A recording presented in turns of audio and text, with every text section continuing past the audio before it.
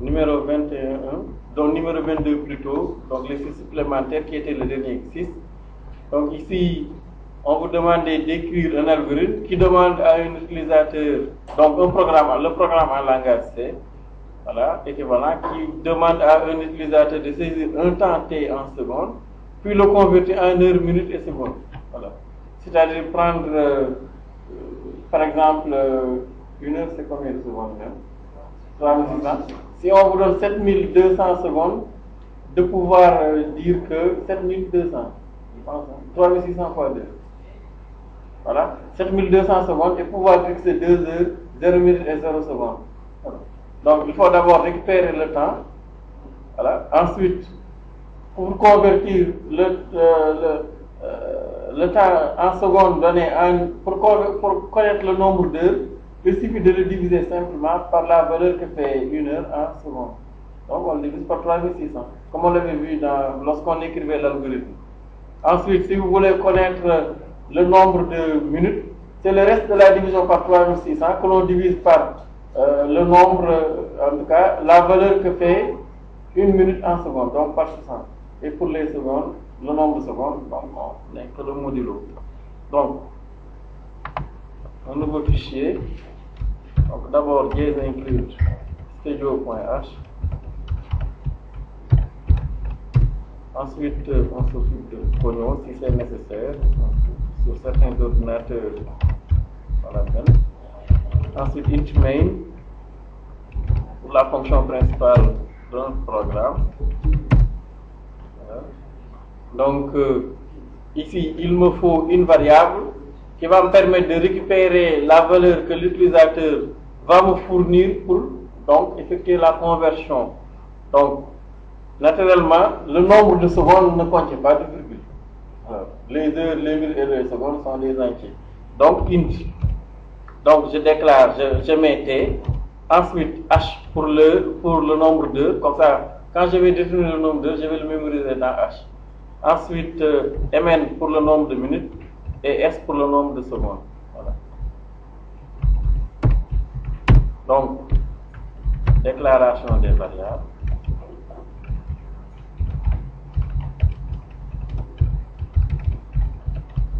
Ensuite, il me faut passer à l'étape où je vais demander à l'utilisateur de me fournir la valeur qu'il désire convertir. Donc, printf pour le guider. Par exemple, veuillez donner la valeur à convertir.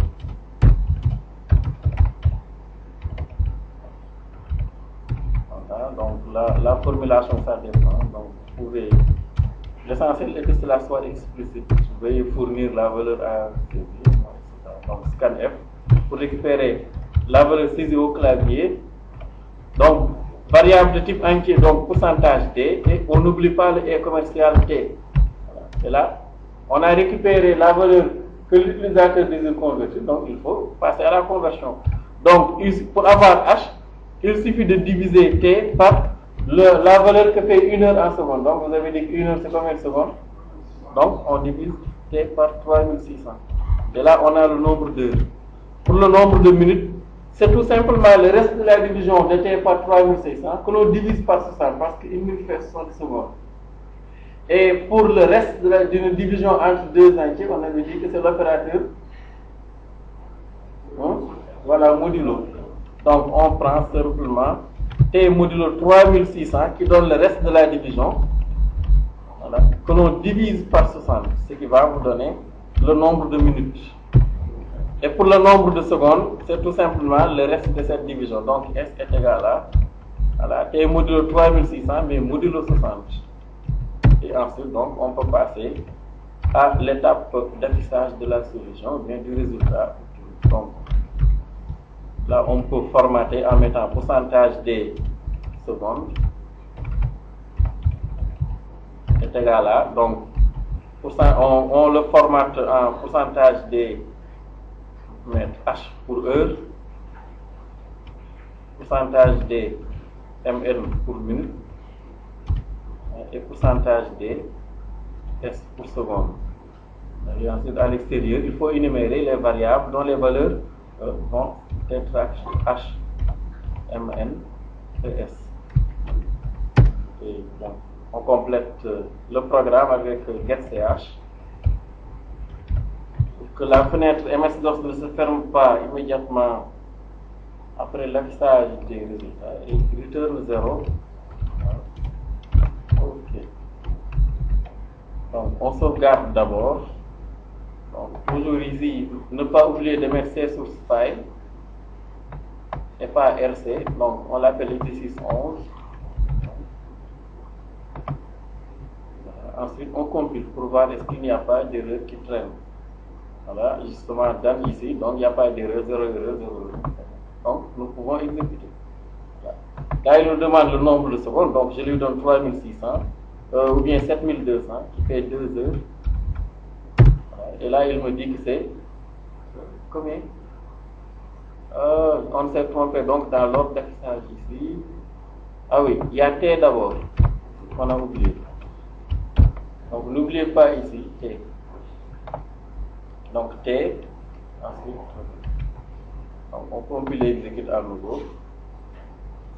Donc 7200 par exemple. Voilà, il nous dit que 7200 c'est bien 2 heures, 0 minutes et 0 secondes. Je vais lui donner par exemple 7205. Normalement c'est 2 heures, 0 minutes et 5 secondes. Voilà, donc, 7263, ok.